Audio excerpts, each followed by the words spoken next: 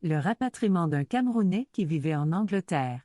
Ruben est un jeune Camerounais qui a vécu en Angleterre pendant 3 ans. Il a fréquenté une école privée de Londres dans laquelle il a obtenu un diplôme en marketing. Après ses études, il était convaincu que le Home Office, organisme responsable des visas, devait renouveler son visa pour 2 ans au moins, car il voulait avoir une expérience professionnelle en corrélation avec sa formation initiale.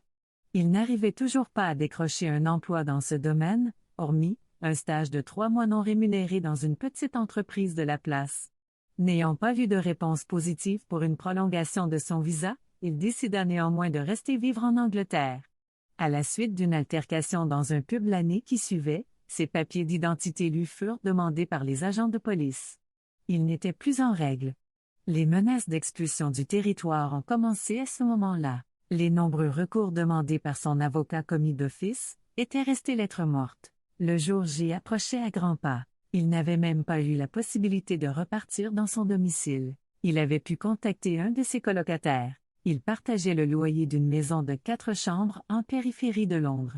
Son voisin de chambre avait pu lui prendre un t-shirt, un jean et des tennis mais sans réussir à les lui remettre. Il fut donc mis dans un avion en partance pour le Cameroun, avec les vêtements qu'il portait le jour de son arrestation. Lui qui avait des rêves plein la tête, comme il était triste de rentrer de cette façon au pays. Il se sentait honteux, envahi par un sentiment d'échec et de déshonneur pour ses parents.